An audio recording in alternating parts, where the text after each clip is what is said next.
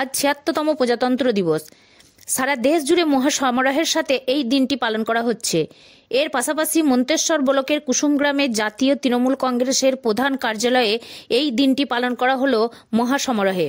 জাতীয় পতাকা উত্তোলন ও বীর শহীদদের প্রতিকৃতিতে মাল্যদানের মধ্যে দিয়ে ৭৬তম প্রজাতন্ত্র দিবস পালন করা হলো।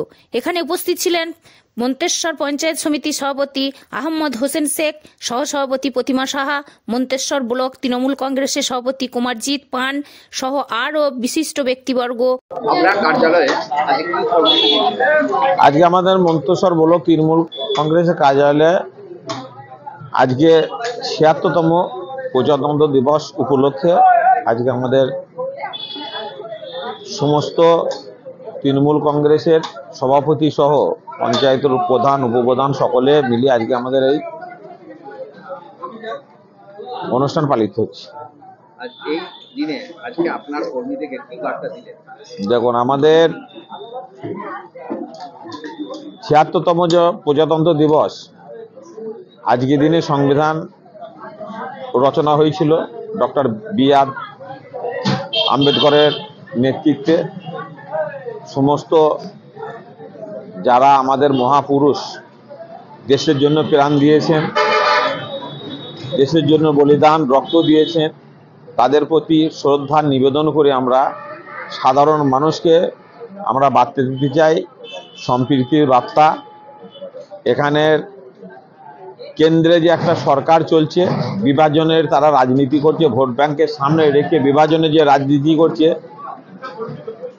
আমাদের সারা পশ্চিমবাংলার মানুষ তাদের আমরা এই ধিক্কার জানাই, নিন্দা জানাই। সংবিধান অটুট থাক, গণতন্ত্র বজায় থাক। গায়ের জোরে নিজের শক্তি প্রদর্শন করে সংবিধানকে ভাঙার চেষ্টা করছে, তারই আমি প্রতিবাদ জানাচ্ছি। আপনারা দেখেছেন ভারতবর্ষের যে স্বরাষ্ট্রমন্ত্রী,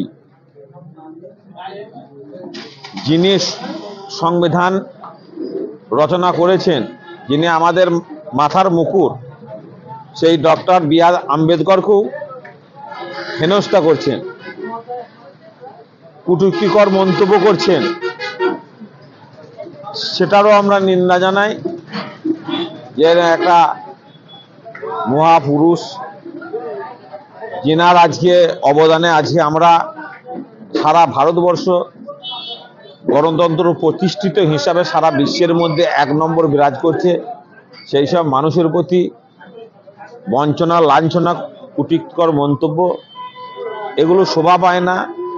আমরা মন্তেশ্বর ব্লক তৃণমূল কংগ্রেসের পক্ষ থেকে আমরা আজকে প্রজাতন্ত্র দিবসে আমরা একটা ধিক্কার জানাচ্ছি।